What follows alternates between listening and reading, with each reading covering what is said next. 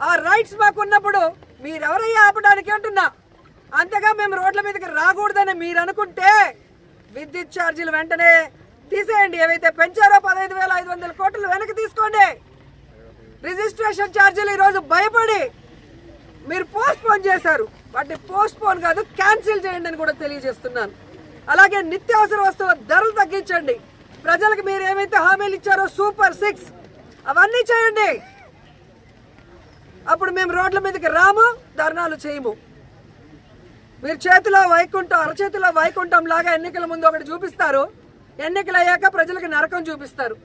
ఈరోజు మీకు ఓటేసినందుకు ఈ రాష్ట్రంలో ప్రతి ఒక్కరిని కాటేయడమే పనిగా పెట్టుకున్నారు. మీరు ఎవరు బాగున్నారండి?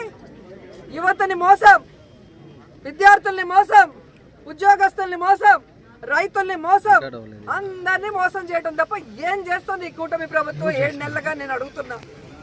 సో ఈరోజు మేము ప్రజల తరఫున మీరు అన్యాయంగా మోపిన ఈ 15,500 కోట్ల బాధుడిని ఎంత సిగ్గుచేటంటే, ప్రజలకేమో ఎన్నికల ముందు చంద్రబాబు నాయుడు గారు కరెంటు ఛార్జీలు పెంచము, వీలైతే తగ్గిస్తాము అని ఆపటం కాకుండా అంతకు మించి ప్రజల దగ్గర నుంచే ప్రభుత్వం విద్యుత్ కొనుగోలు చేసే విధంగా చర్యలు చేపడతామని చెప్పిన మహానుభావుడు. కానీ ఈరోజు దాదాపుగా 6 నెలల్లో 15,500 కోట్ల రూపాయలని ఈరోజు ప్రజల మీద బాధిన బాధుడికి ప్రజలందరూ కూడా కృంగిపోతున్నారు. ఈరోజు పవన్ కళ్యాణ్ గారిని అడుగుతున్నాను, మీరు చంద్రబాబు నాయుడు గారు ఎన్నికల్లో ఏం చెప్పారు?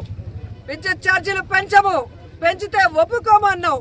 మరి ఈరోజు 15,500 కోట్ల రూపాయలు విద్యుత్ ఛార్జీలు పెంచితే ఎందుకు సైలెంట్ గా ఉన్నారు? ఎందుకు వాటిని ఆపమని చెప్పట్లేదు? చంద్రబాబు నాయుడిని ఇలా చేస్తే కరెక్ట్ కాదు అని ఎందుకు నిలదీయలేకపోతున్నారు?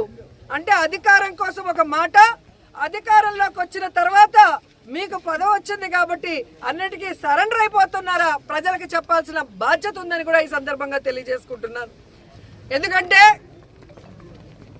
చంద్రబాబు నాయుడు ఏదైతే చెప్పాడో,